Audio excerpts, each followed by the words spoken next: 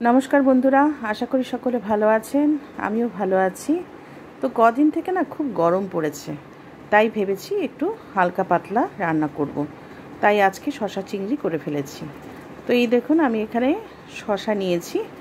তো শসা ঠিক না, এটা ক্ষীরা নিয়েছি আমি। একটু একটু আর কি, কচি না, একদম একদম কচি ক্ষীরা নিয়ে নিই আমি। তো দেখুন এটাকে কিভাবে কেটে নিয়েছি। আর চিংড়ি মাছটা আমি খুব ছোট চিংড়ি ছিল, চিংড়ি মাছটা আমি আগেই কেটে ফেলেছি, সেটা আর দেখালাম না। এবার আমি খালি খোলায় একটা শুকনো লঙ্কাই দেবেন, এই সবজিতে বেশি ঝাল দরকার হয় না। আর একটু সাদা জিরে খালি খোলায় এটাকে খুব সুন্দর করে নেড়ে নেব। নেড়ে এটাকে গুঁড়ো করে রেখে দেব। তো মশলাটা গুঁড়ো করে এটাকে ঢেকে রেখে দিতে হবে, নাহলে এটার সেন্টটা চলে যাবে। এটা খুব সুন্দর একটা সেন্ট হয় যখন খালি কলায় জিরাটাকে গুঁড়ো করা হয়, খুব সুন্দর সেন্ট হয়। দেখুন কীরকম ভেজেছি আমি।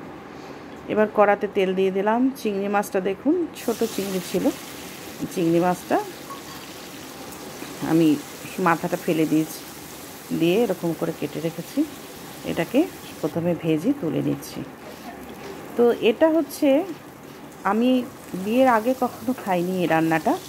এটা আমার শ্বশুরবাড়ির রান্না। তো শুনেছি আমার শ্বশুরমশাই ফরিদপুরের লোক, বাংলাদেশের ফরিদপুর। সাদা জিরা আমি এখানে একটু ফোড়ন দিয়ে দিচ্ছি। বাংলাদেশের ফরিদপুর, এখানে না খুব বেশি তেলের প্রয়োজন হয় না এই রান্নাটাতে, তার কারণ শসা তো একদম তেল টানে না, আর রান্নায় খুব বেশি তেলের প্রয়োজন হয় না, খুব হালকা হয় রান্নাটা, কিন্তু খেতে অত্যন্ত টেস্টি। আপনারা খেয়ে অবশ্যই দেখবেন। লবণ দিয়ে দিলাম একটু, আর হলুদ দিয়ে দেবো, আর একটু মিষ্টি পরে দেবো আর কি। তো যাই হোক, তো এটা হচ্ছে ফরিদপুরের রান্না। অ্যাকচুয়ালি আমার শ্বশুরমশাই ফরিদপুরের লোক। ওনার কাছে শুনেছি ফরিদপুরটা নাকি পদ্মা নদীর ধারে, তো ওখানে মাছটা খুব বেশি হয়। তো এখানে দেখুন আমি একটা টমেটো দিয়েছি, একটু টক স্বাদ হওয়ার জন্য একটা টমেটো দিয়েছি। আর এই শসাটাকে খুব ভালো মতো একটু ভেজে নিতে হবে। তো খুব ভালো মতো শসা ভাজলেও শসার মধ্যে জল রয়েই যায়, তো সেরকমভাবেই ভাজবো। আমি দেখাচ্ছি আপনাদের কতটা ভাজতে হবে আর কি। তো পদ্মা নদীর পাশে থাকার জন্য সেই জায়গাটাতে মাছ হয়। তো দেখুন এই যে হয়ে গেছে ভাজা, আমি জল দিয়ে দিয়েছি। এবার এখানে আমি দিয়ে দেবো একটু চিনি।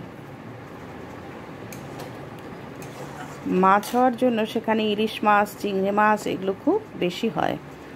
ওনারা এইসব রান্নাগুলো করে করে খেতেন, হালকা রান্না আর কি করে খেতেন। উনি এটা শিখিয়েছিলেন, এই রান্নাটা আমাদের উনি শিখিয়েছিলেন। এই দিয়ে দিলাম আমি মশলা গুঁড়োটা, দিয়ে একটু চাপা ঢাকা দিয়ে রেখে আমি এটাকে নামিয়ে দেব। খুব ইজি, খুব সিম্পল প্রসেসে এই রান্নাটা হয়, কিন্তু খেতে সত্যি খুব টেস্টি। আপনারা খেয়ে অবশ্যই দেখবেন। লাইক, কমেন্ট, শেয়ার করতে, সাবস্ক্রাইব করতে ভুলবেন না চ্যানেলটিকে।